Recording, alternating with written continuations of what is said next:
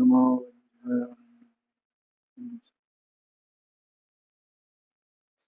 सर्वव्यापेतचन्द्रोपसर्वपात्मनोपरि सोपलब्धे प्रसिद्धाय ज्ञानानन्दात्मने।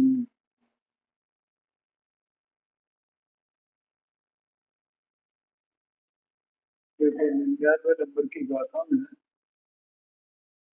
द्रव्य स्वभाव से सत है और द्रव्य का स्वभाव क्या है? उत्पाद व द्रव्य द्रव्य का स्वभाव। ठीक है, तो उत्पाद व द्रव्य द्रव्य के आश्रय रूप से है ना, और द्रव्य सत है, ये बात सिद्ध की 99 नंबर की गाथा। अब यहाँ 100 नंबर की गाथा में उत्पाद व द्रव्य का परस्पर अविनाव भाव है। अविनाव भाव माने वे एक दूसरे के बिना नहीं। कोई उत्पाद न्यारा हुए, व्यय न्यारा हुए, द्रव्य न्यारा हुए, ऐसा नहीं। ऐसा वे जो द्रव्य है वो उत्पाद में द्रव्य स्वरूप, उनमें जो उत्पाद में द्रव्य है, जो स्वभाव है, और स्वभाव के ये जो भेद है उत्पाद में द्रव्य, ये एक दूसरे के बिना नहीं। ऐसा ही देखो अपन गाथा पढ़ते हैं, एक कल अपन ने इसको ले लिया था इतनी चर्चा। न भवो भंगहीनो भंगो वारत्य संभव विहीनो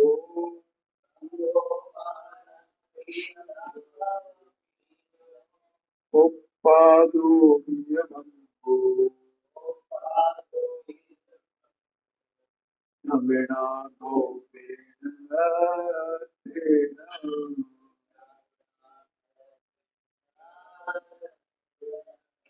उत्पाद भंग बिना नहीं संसार, सर्ग बिना नहीं उत्पाद प्रेम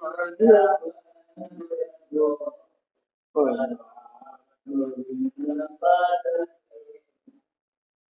देखो क्या कहते हैं, उत्पाद भंग रहित नहीं होता। देखो इसमें अपने को अनेक प्रकार के शब्द मिलेंगे। ठीक है, संहार भी मिलेगा, भंग भी मिलेगा, विनाश भी मिलेगा, नष्ट भी मिलेगा, एक शब्द के लिए व्यय भी मिलेगा, अभाव भी मिलेगा। व्यय कहो, अभाव कहो, नष्ट कहो, नाश कहो, भंग कहो, संहार कहो, इन सब का एक ही अर्थ है। आया ध्यान में? तो अब यहाँ ये कह रहे हैं कि उत्पाद के बिना उत्पाद भंग रहित नहीं होता। उत्पाद माने व्यय के बिना उत्पाद नहीं है। उत्पाद व्यय का जोड़ा है। ठीक है, व्यय कहीं और हो और उत्पाद कहीं और हो, ऐसा नहीं है। यानी एक द्रव्यपेक्षा से बात है। द्रव्यपेक्षा से माने फिजिकली, यहाँ द्रव्यपेक्षा का समय अपेक्षा से भी कहेंगे तो दोनों में कोई काल का भेद नहीं है। या उत्पाद कभी हो और व्यय कभी हो। ठीक है, तो वो आगे कहेंगे कि इनमें क्षण भेद निरस्त करते हैं। तो उत्पाद में, व्यय में, द्रव्य में कोई समय का भेद नहीं है। वे तीनों एक ही कारण है। ये आगे कहेंगे। यहाँ तो ये कह रहे हैं ये उत्पाद भंग के बिना नहीं है, व्यय के बिना नहीं। ठीक है, और भंग बिना उत्पाद के नहीं होता। भंग माने व्यय, वो उत्पाद के बिना नहीं होगा, कभी भी नहीं हो सकता। ऐसा वस्तु का स्वरूप है, क्योंकि वो वस्तु का स्वभाव है ना, उसमें ही है। इसको और आगे अगली गाथा में स्पष्ट करें। यहाँ तो उनका अविनाभाव भाव बता, क्या अविनाभाव भाव बता रहे हैं कि उसके बिना वो नहीं है, उसके बिना वो नहीं है। ठीक है, वो है तो वो है, वो है तो वो है, नियम से। और ऐसे ही दो बातें हो गई ना। कौन सी दो बातें? पहली बात, उत्पाद भंग के बिना नहीं। दूसरी बात, भंग उत्पाद के बिना नहीं। अब तीसरी बात, उत्पाद और भंग के बिना द्रव्य नहीं है। द्रव्य उत्पाद और भंग के बिना नहीं है। द्रव्य तो रहे और उत्पाद तो हो ही नहीं। ऐसा नहीं है। वस्तु वास्तव में मान लीजिए वो ज्ञान गोचर है, वचन गोचर है ही नहीं। क्यों नहीं है? उसका कारण कि वचन जो है वो वस्तु को भेद से कहता है। वस्तु तो अभेद है। वो उत्पाद व्यय द्रव्य एक साथ एक ही काल में है ना। जहाँ उत्पाद वहां व्यय, वहां वो उसी समय वहां पर उसी स्थान में वो द्रव्य। कितनी विचित्र बात है। हम जब ये सुनते हैं ना तो हमें उत्पाद अलग दिखता है, व्यय अलग दिखता है, द्रव्य अलग दिखता है। इसलिए वो वचन गोचर नहीं। अभी तो यहाँ शाम को वो उत्पादान निमित्त की चिट्ठी चल रही थी, तो उसमें पंडित साहब ने यहाँ तक कह दिया कि वो ज्ञान गोचर भी नहीं। माने जो विकल्पात्मक ज्ञान है ना, उसके गोचर वो नहीं है। बस तू तो समा जा उसको, क्या करना है? भेद ज्ञान करके स्वर का और अपने स्वरूप में समा जा, ऐसा कहते हैं। देखो मतलब कैसे ध्रुवता है वस्तु में, तो भी उसमें उत्पाद में चल रहा है, उत्पाद में है तो भी ध्रुव है। और क्षेत्र उतना को उतना ही है, उसी में है। काल भेद भी नहीं है, आगे कहीं काल भेद नहीं। ये कोई अजब गजब बात है। ये अपनी वस्तु की बात है। वैसे तो द्रव्य में छह प्रकार के द्रव्य आ गए ना, छह जातियों के। तो द्रव्य की अपेक्षा से ही बात कर रहे हैं, लेकिन वो अपना द्रव्य भी ऐसा ही है ना। है? और इसमें भंग माने भंग और उत्पाद। भंग मान मैंने बताया व्यय, और उत्पाद माने उत्पाद। अब उत्पाद व्यय द्रव्य, तो आगे कहेंगे उत्पाद व्यय द्रव्य, ये तीनों पर्यायों का आश्रय करते हैं। आगे कहें माने पर्याय माने भेद रूप है, भेद का आश्रय करते हैं। और वे भेद एक अभेद का आश्रय करते हैं। वे भेद किसमें गर्भित है? द्रव्य में गर्भित है, ऐसा कहेंगे।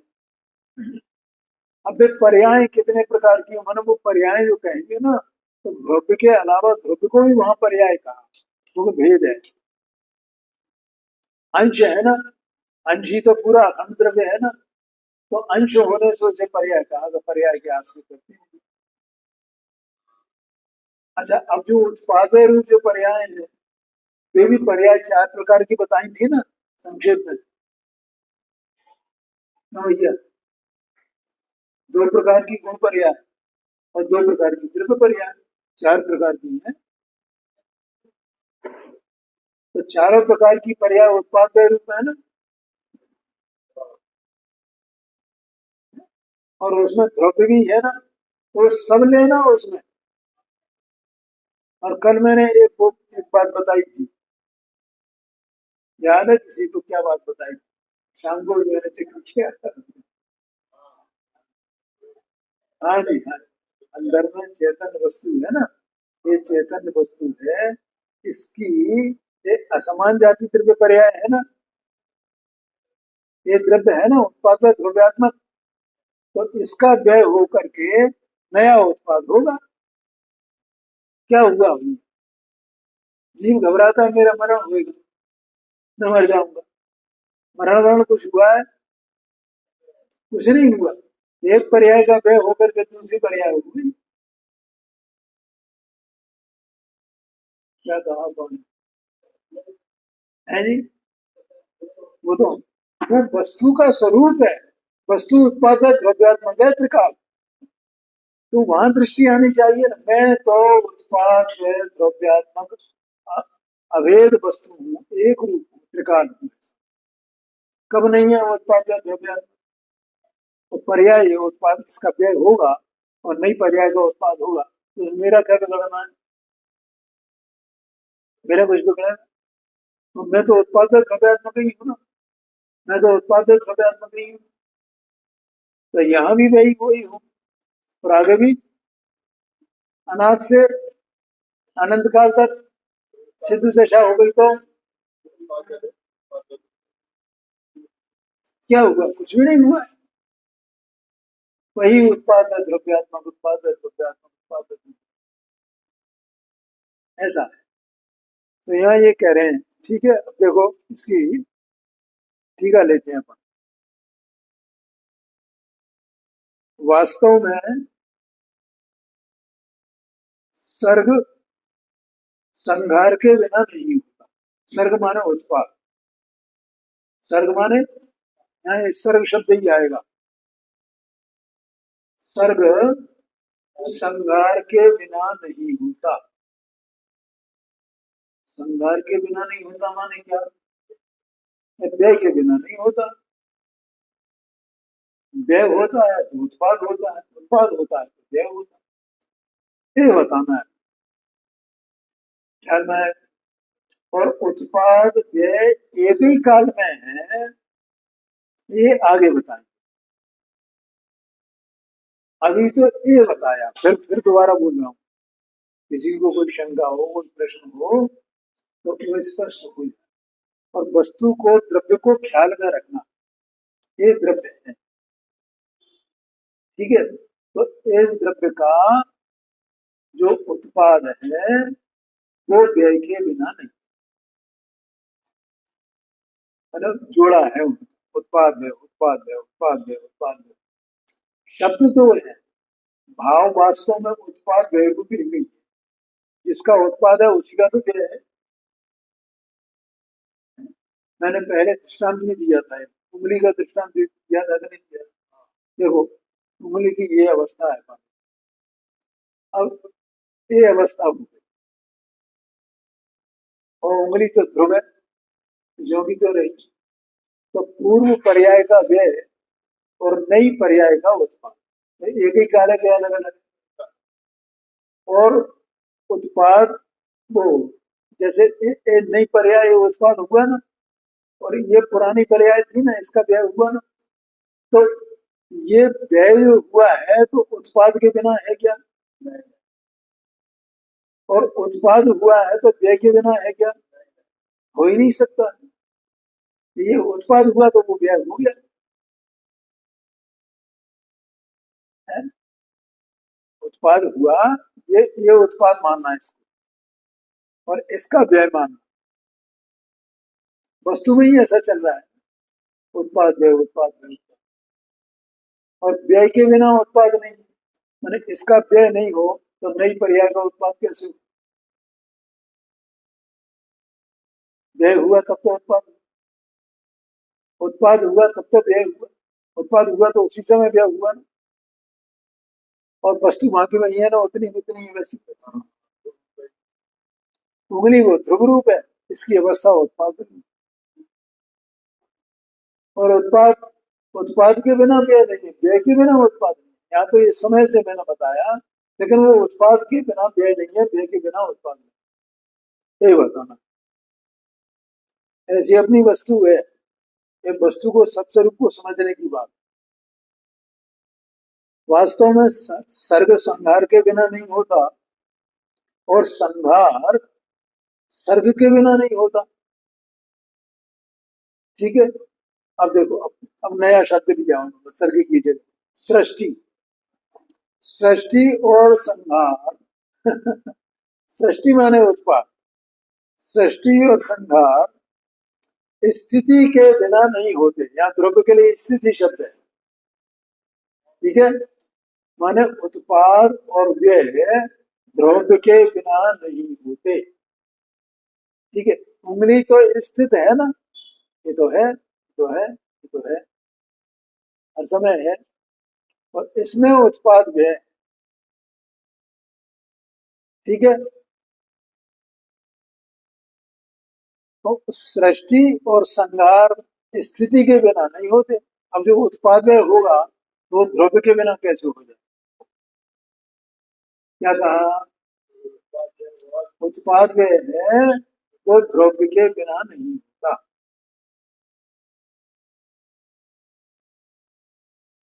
स्थिति सर्ग और संहार के बिना नहीं होती, माने उनके बिना स्थिति नहीं होती है और स्थिति के बिना वे नहीं होते हैं। उत्पाद व्यय स्थिति के बिना द्रव्य के बिना नहीं होते। ठीक है, और द्रव्य उत्पाद व्यय के बिना नहीं होता। द्रव्य उत्पाद व्यय के बिना नहीं होता, उत्पाद व्यय द्रव्य के बिना नहीं होता। वो हर समय वैसी है, हर समय वैसी है, हर समय वैसी। ये पिछली गाथा में कहा था तो सतरूप है, हर समय वैसी है।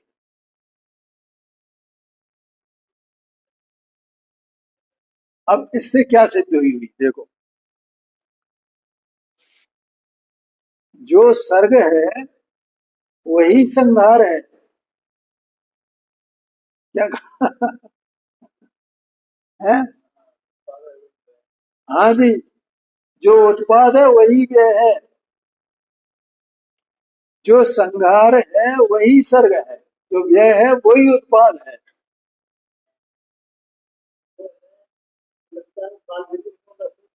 नहीं है, नहीं है, कुछ भी नहीं है। जो व्यय है वही उत्पाद है, जो उत्पाद है वही व्यय है। बोलो भैया, ख्याल में आया कि नहीं? नहीं, माने वो ये उत्पाद हुआ ना और व्यय हुआ ना, तो जो उत्पाद हुआ वही तो व्यय है, और जो व्यय हुआ वही तो उत्पाद है। क्या हुआ? ऐसा स्वरूप है। चिंतन करो। मैं रोजाना ये बात कहता हूँ कि हम चिंतन में नहीं लेंगे तो ये अपना कुछ होने वाला नहीं। तो वस्तु ऐसी है, वस्तु ऐसी है जब। और जो सर्ग और संहार है वही स्थिति है। क्या करें आचार्य, कैसे बताएं? जो उत्पाद है वही व्यय है, जो व्यय है वही उत्पाद है, और जो उत्पाद और व्यय है वही द्रव्य है, और जो द्रव्य है वही उत्पाद है। कोई भेद ही नहीं है उसमें। तो अभी उत्पाद व्यय द्रव्य ये सब बताया जा रहा है, वो वस्तु वैसी ही है। जो स्थिति है वही सर्ग और संहार। ठीक है, इतना हो गया। वह इस प्रकार। अब दृष्टांत देते हैं भैया, थोड़ा सा अपने को इसको समझने में दृष्टांत समझो आप, तो दृष्टांत को गंभीरता से समझो। हमारा उपयोग इधर उधर जाएगा तो नहीं समझ पाएंगे, और एकाग्रता चाहिए इसमें। और दृष्टांत बिल्कुल सरल है। देखो, पहले में इसमें एक मृत्तिका पिंड और एक कुंभ, ये दो शब्द आ रहे हैं। ठीक है, मृत्तिका पिंड किसको कहते हैं? मिट्टी के पिंड को है। जैसे कुम्हार घड़ा बनाता है ना, तो वो घड़ा बनाता है तो वो मिट्टी को गूंदता है ना, रौंदता है ना उसे, और फिर रौंद करके वो मिट्टी का वो पिंड बन जाता। ठीक है, पहले मिट्टी खोद के लाएगा, फिर उसमें पानी मिलाएगा, फिर उसे रौंदेगा, फिर वो उसका मिट्टी का वो पिंड बन गया। ठीक, अब घड़ा बनाना है तो क्या होगा कि मिट्टी के पिंड का तो अभाव होगा और घड़े का उत्पाद। बोलो ऐसा होगा कि नहीं? ठीक है, तो जो मिट्टी का पिंड है उसका अभाव, वही तो घड़ा है। क्या कहा, मतलब जो व्यय है वही तो उत्पाद हुआ ना। नहीं आए ख्याल में? मिट्टी का पिंड है, उसका अभाव हुआ और घड़ा बना, तो मिट्टी के पिंड का अभाव हो गया ना और घड़ा बन गया। तो घड़े का बनना और मिट्टी के पिंड का अभाव होना, व्यय उत्पाद हो गया कि नहीं? तो फिर दोनों एक ही हुए क्या नहीं हुए? यहाँ ये बात सिद्ध करनी है कि जो उत्पाद है वो व्यय है, जो व्यय है वो उत्पाद है जी। क्या मानी? अभी आगे चर्चा करेंगे, अभी तो व्यय उत्पाद एक ही है, ये बताना। क्या कहा? हाँ जी, मिट्टी के पिंड का व्यय और घड़े का उत्पाद, ये एक ही है कि दो है? एक ही है, क्योंकि मिट्टी का उत्पाद, वो मिट्टी के पिंड का अभाव हुए बिना, उस अवस्था का अभाव हुए बिना वो घड़े का उत्पाद नहीं होगा।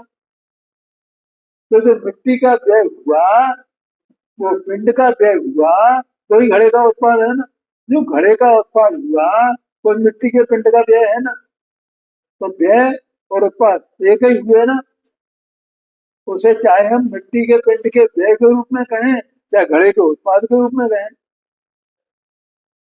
बस केवल अंतर इतना है कि मिट्टी का व्यय होकर के हुआ क्या, वो हमारे ज्ञान में आना चाहिए ना। मिट्टी के पिंड का व्यय होकर के हुआ क्या, ये घड़ा हुआ है ना। आया कि नहीं आया? तो मिट्टी के पिंड का व्यय और घड़े का उत्पाद, तो ये दोनों एक ही है, या ये बताओ। वह इस प्रकार जो कुंभ का सर्ग है वह मृत का पिंड का संहार है। अब एक हेतु देते हैं, क्योंकि भाव का भावांतर के अभाव स्वभाव से अवभाषण है। अब ये जरा टेक्निकल भाषा होती है, हमारी समझ में नहीं। देखो, दो भाव है, एक उत्पाद भाव है, एक व्यय भाव है। ठीक है, तो यहाँ उत्पाद भाव क्या है? घड़ा। और व्यय भाव क्या है? मिट्टी का पिंड। आ गया ख्याल में? तो यहाँ कह रहे हैं भाव का भावांतर, तो भाव माने उत्पाद, मिट्टी का घड़ा वो तो उत्पाद हुआ, और भावांतर माने मिट्टी का पिंड। ठीक है, तो मिट्टी के भाव का भावांतर के अभाव स्वभाव से, तो मिट्टी के पिंड के अभाव स्वभाव से भाव का भाव होगा, घड़ा होगा। ऐसा देखा जाता है ना, ऐसा अवभाषण है उस, क्योंकि वो स्वभाव है उसका, मिट्टी के पिंड का व्यय और घड़े का उत्पाद, ये स्वभाव है, अभाव रूप स्वभाव उसका। उत्पाद होगा तो पूर्व पर्याय के व्यय के अभाव से उसके अभाव, मतलब पूर्व पर्याय का व्यय होगा होगा, उसमें उसके बिना नहीं होगा। ऐसा आभासन है, ऐसा कहते हैं। भाव का भावांतर के अभाव स्वभाव से, यानी व्यय का व्यय हुआ तब वो भाव हुआ। ठीक है, माने अन्य पर्याय का अभाव और वर्तमान पर्याय का उत्पाद। भाव माने पर्याय समझना। ठीक है, तो एक पर्याय उत्पाद रूप, दूसरी पर्याय व्यय रूप, हालांकि वो एक ही पर्याय है। ठीक है, यहाँ तो अपन ने मतलब एक समझने के लिए कह दी ये बात, क्योंकि भाव का भावांतर के अभाव स्वभाव से भाव का अभाव, ठीक है, तो दूसरे का उत्पाद, अन्य भाव का उत्पाद, तो अन्य भाव का और दूसरे का, दोनों का एक दूसरे में अभाव है। अभाव स्वभाव से अवभाषण है, अर्थात भाव अन्य भाव के अभाव रूप स्वभाव से प्रकाशित होता है। भाव माने जो उत्पाद हुआ वो व्यय के अभाव स्वभाव रूप है ना, व्यय के माने व्यय हुआ, वहां अन्य भाव है, वो मृत का पिंड है, उसका अभाव हुआ ना, वो अन्य भाव है, और उसका नया उत्पाद हुआ है, तो उसका भाव का क्या लिखा है यहाँ, भाव अन्य भाव के अभाव रूप स्वभाव से प्रकाशित है, क्योंकि उसका अभाव वो वही नए भाव का उत्पाद है। एक भाव का व्यय, एक भाव का अभाव, तो दूसरे भाव का उत्पाद, ऐसा वस्तु का स्वभाव। आगे कहते हैं, देखो अभी इसका उल्टा बताएंगे।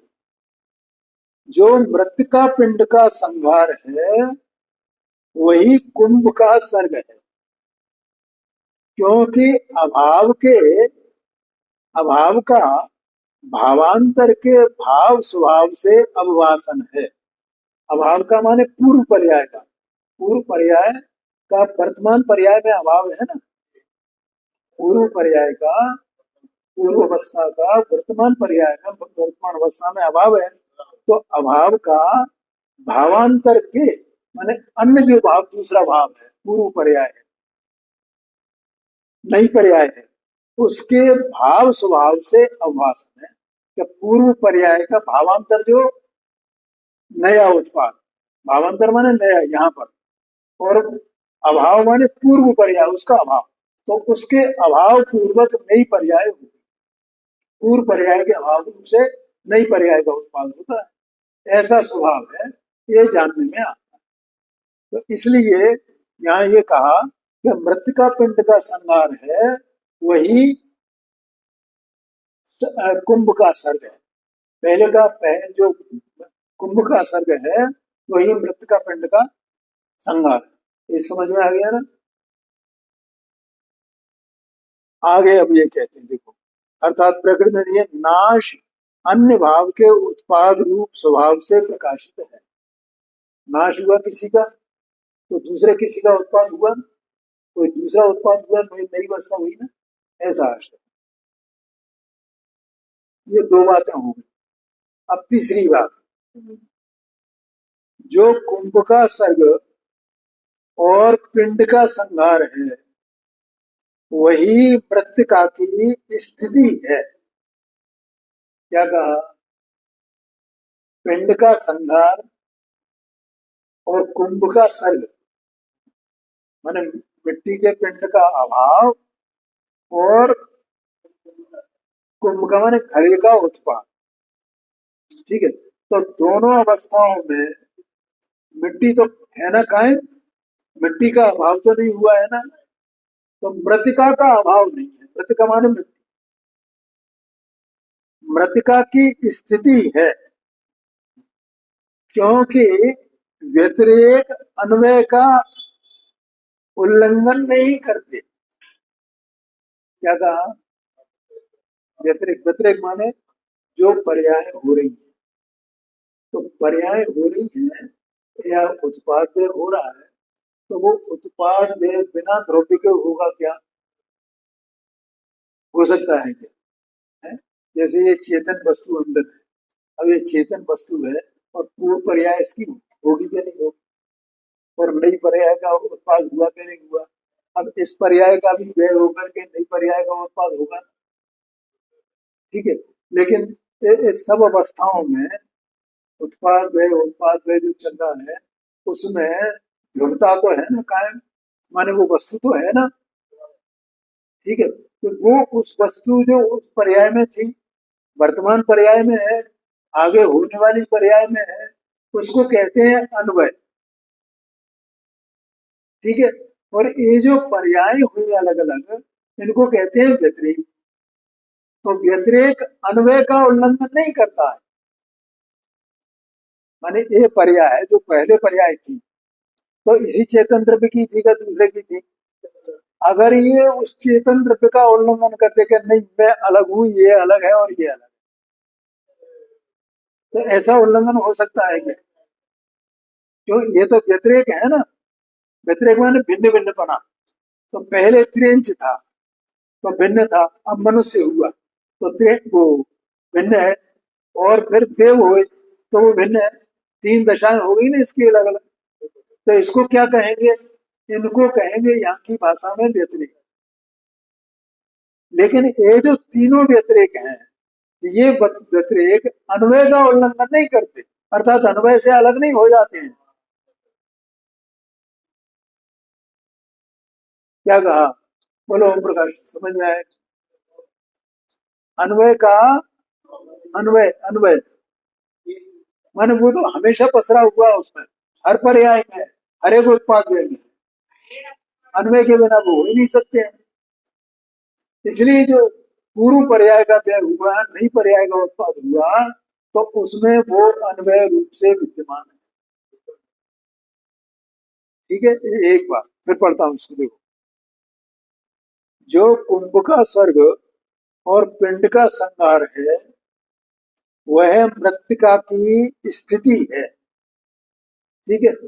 क्योंकि दोनों दशाओं में माने व्यतिरेक, मृत्तिका पिंड वो व्यतिरेक है और कुंभ भी व्यतिरेक है, और उसमें मिट्टी वो अन्वय है। बोलो पांडे जी, समझ में आया? तो वो अन्वय, वो व्यतिरेक अन्वय का अतिक्रमण नहीं करते, उल्लंघन नहीं करते। ऐसा समझ में आ रहा है ना? अच्छा। और जो मृत्तिका की स्थिति है, माने स्थिति माने यह ध्रुव्यपना। क्या कहा?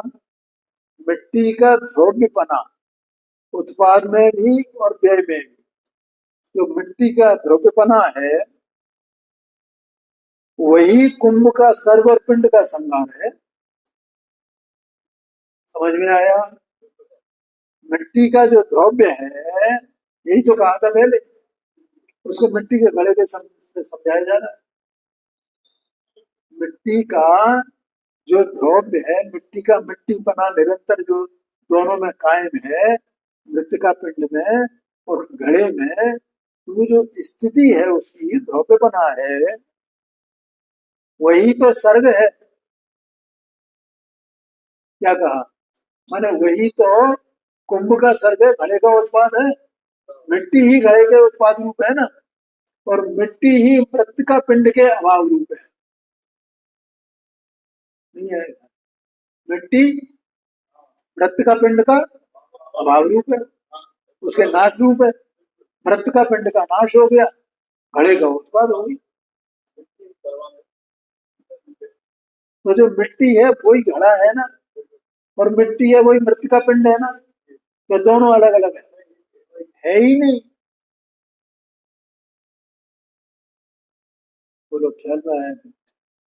देखो उसका हेतु, क्योंकि व्यतिरेकों के द्वारा ही अन्वय प्रकाशित होता है। जो व्यतिरेक हैं,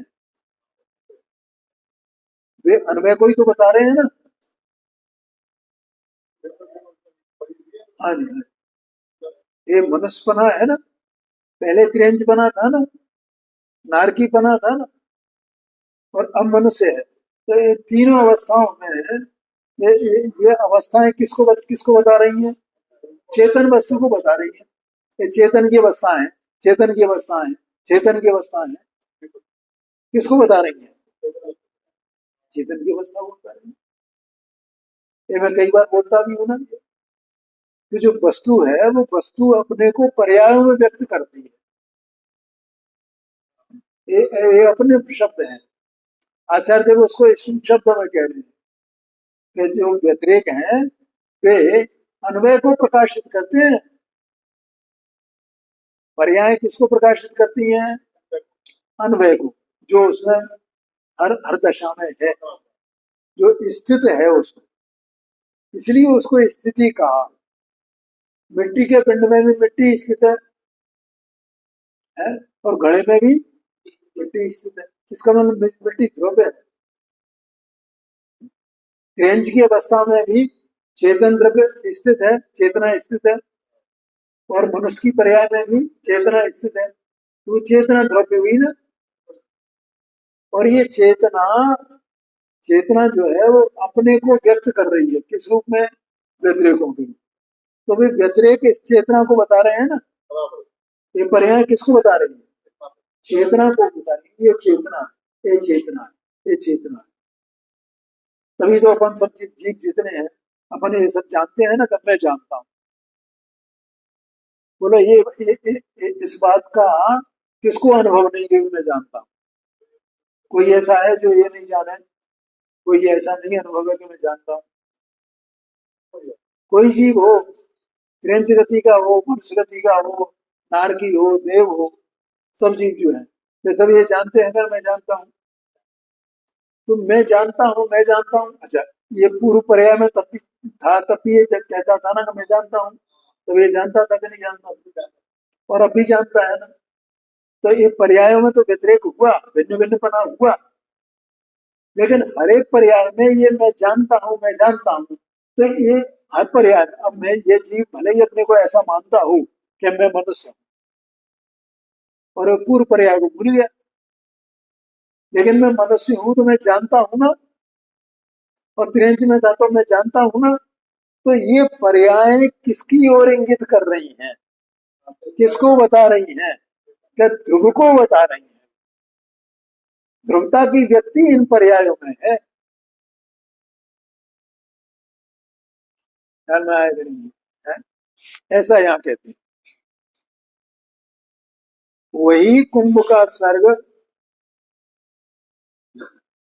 और पिंड का संहार है, क्योंकि व्यतिरेकों के द्वारा ही अन्वय प्रकाशित होता है, अन्वय का पता चलता है, अन्वय मालूम पड़ता है। अगर व्यतिरेक नहीं होंगे, पर्याय नहीं होगी, तो ध्रुवता कैसे पता चलेगी कि ये कोई वस्तु है, ये सत्स्वरूप वस्तु।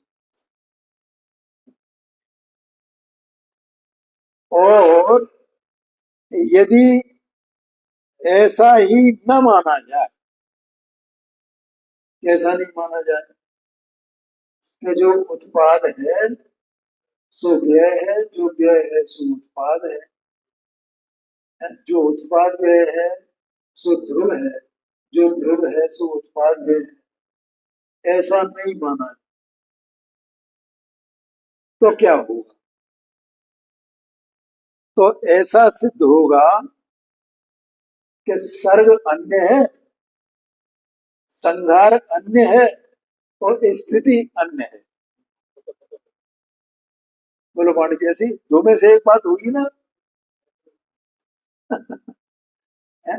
उत्पाद न्यारा है, व्यय न्यारा है, और ध्रुव भी न्यारा है। भाई दोनों में से एक बात तो होगी ना। तो अब कौन सी स्वीकार है?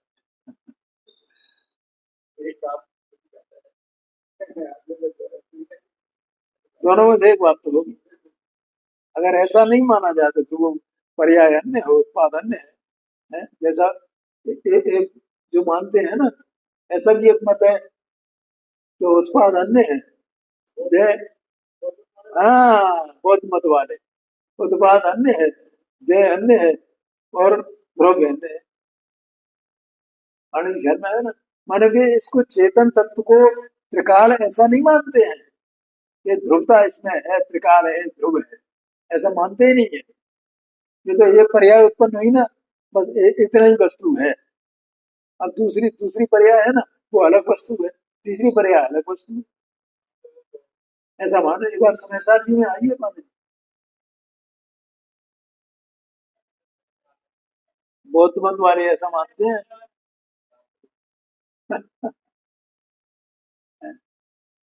ये जो है ये कह रहे थे ना कि मैं समझ रहा था एक बुद्ध का है। ये पहले बाहर से सुनते थे, फिर एक दिन इधर आए, उन्होंने कहा कि भैया मैं यहाँ सुनना चाहता हूँ। बैठो, स्वागत है। आप क्या है? भगवान महावीर स्वामी थे ना हमारे, तो जहाँ उनका व्याख्यान चलता था, दिव्यधनी चलती थी, उसको दिव्यधनी कहते हैं उनके प्रवचन को। तो वहां तो जानवर भी आते हैं उसमें, भगवान के समूहशरण में, उसको समूहशरण कहते हैं, यहाँ भगवान का व्याख्यान। त्रेंच भी आते हैं, और उसमें देव भी आते हैं स्वर्ग के। चार चार चार प्रकार के देव होते हैं ना, चारों प्रकार के देव आते हैं।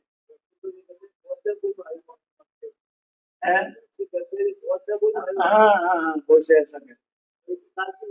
हाँ जी, एक समय अलग अलग। बुद्ध भी उसी, बुद्ध जो है वो भी उसी समय हुए, लेकिन वो भगवान भगवान नहीं थे। सच्ची बात तो ये है कि हमारे यहाँ भगवान किसको माना जाता है?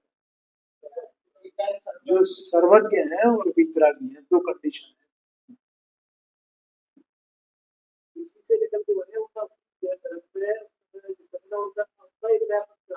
हाँ, सब अपना अपना, तो ऐसे ही होता है। और फिर उनके भी दो मत हो गए, बौद्धों के भी, हीनयान और महायान ऐसा करके। ऐसे और भी पंथों में पंथ और भी होंगे, लेकिन सच्चा पंथ तो एक ही है, पांडे जी।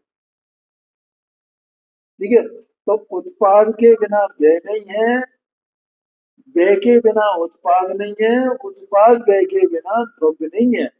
जो कोई भी इसको अलग अलग मानता है, तो वो इस बात को नहीं मानेगा। फिर ये होगा, तो ऐसा होने पर क्या होगा? अगर ऐसा माना जाए तो उत्पाद न्यारा है, व्यय न्यारा है, और द्रव्य न्यारा है, तो क्या दोष आएगा? उस दोष को यहाँ बताते हैं आचार्य। ठीक है,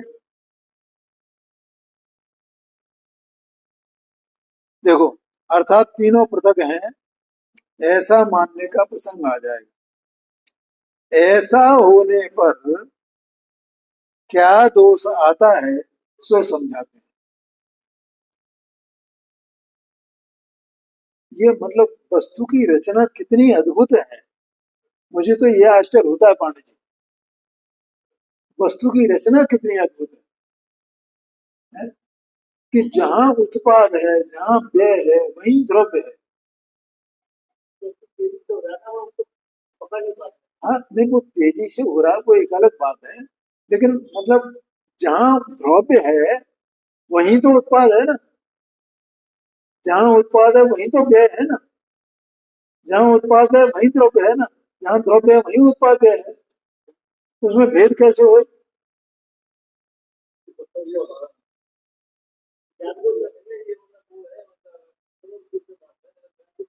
हाँ, ये बात, वो स्वरूप ज्ञान गोचर भी नहीं है वास्तव में, कि हम सदमस्त के ज्ञान गोचर हो, ऐसा नहीं है। इसलिए वो अवक्तव्य है, उसको वचन से कहा ही नहीं जा सकता वस्तु कैसी। ये तो आश्चर्य की बात है। अब आप कल्पना करो कैसी अनंत गुण वाली वस्तु, भेद कहा, भेद किया जाए तो भेद है। आत्मा, आत्मा चेतन वस्तु है, तो असंख्यात प्रदेश है। ठीक है, चेतना स्वाभाविक है, अनंत गुण में है, अनंत पर्याय में उत्पाद्य है, सब कुछ है उसमें पूरा है। तो पांडे राजमल जी ने पंचाध्याय में ऐसा लिखा है कि भैया, ये आत्मा है ना असंख्यात प्रदेश, इसमें अनंत गुण रहते हैं, इसमें उत्पाद व्यय होता है, तो ऐसा नहीं, ऐसा कह दिया, ऐसा नहीं। वो द्रव्य स्वयं इसी प्रकार का हो रहा है, ये कह दिया।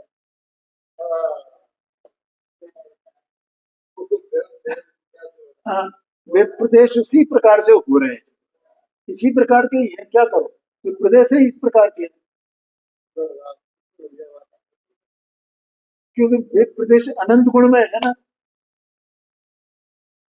है वे प्रदेश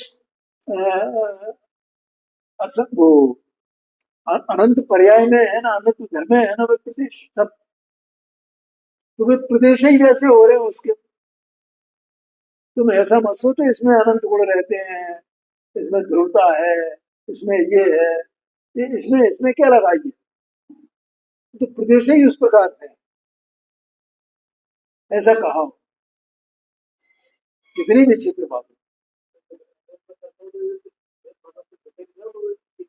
हाँ, ये बात इसलिए तो यहाँ सिद्ध की है कि भैया इस जीव का ये ज्ञान, ज्ञानोपयोग, इसका अभ्यास तो करे कि वस्तु कैसी, अभी वस्तु की खबर नहीं, वस्तु क्या है, कैसी, मतलब अचंभे, अचंभे को उत्पन्न करे, अचंभा को उत्पन्न करे, ऐसी ऐसी वस्तु का स्वरूप, ऐसी में वस्तु, सभी वस्तु है ना जगत में। यहाँ तो द्रव्य का वर्णन कर रहे हैं, लेकिन द्रव्य का वर्णन किसके लिए, अपने लिए ही तो है सब, अपने को समझना, धर्म धर्माकाश काल को तो समझना, पुद्गल को तो समझना, ये कहते हैं।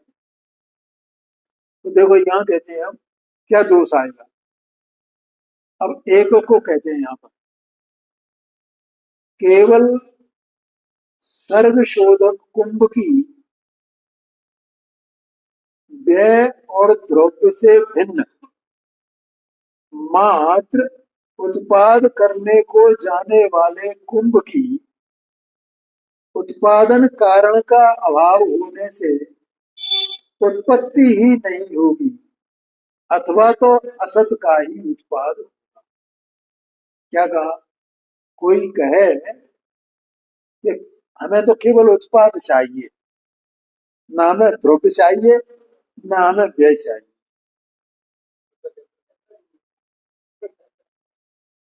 ठीक है, ऐसा आशय इसमें ब्रैकेट में दिया, व्यय और द्रव्य से भिन्न, आगे समझ में कि हमें ना व्यय चाहिए ना उत्पाद वो द्रव्य चाहिए, अकेला उत्पाद चाहिए, माने अकेला घड़ा चाहिए, हमें न मिट्टी चाहिए, न मिट्टी के पिंड का अभाव चाहिए, अकेला घड़ा चाहिए। तो ऐसा हो सकता है कि मिट्टी नहीं हो और मिट्टी का पिंड नहीं हो और उसके बिना घड़ा बन जाए, कैसे बन सकता है? हाँ जी, हाँ जी। कुंभ के उत्पादन कारण का अभाव होने से उत्पत्ति ही नहीं होगी, ये कह दिया ना, मैंने घड़ा में नहीं मिलेगा भैया, न तो मिट्टी के बिना मिलेगा, न मृत का पिंड के बिना घड़ा मिलेगा, उसका होना जरूरी है, उसके बिना घड़ा अकेला नहीं मिलेगा, अथवा तो असत का ही उत्पाद होगा, जो, जो वस्तु सत है उसी सत वस्तु में तो उत्पाद होता है, तो उत्पाद होगा सत से होगा ना, लेकिन वो घड़ा ऐसा होगा तो कैसा होगा, असत उत्पाद होगा ही नहीं, कैसे, जैसे आकाश कुसुम, जैसे गधे के सींग, इनका सत नहीं होता ना, सत्ता ही होती नहीं है, तो इस तरह का होगा, और उसका होना न होना बराबर ही है ना, ऐसा कहते हैं। तो इस प्रकार से यहाँ ये दोष आएगा, तो अब उसकी डिटेल दो और कारण यहाँ बताएंगे, तो वो अपन कर लेंगे।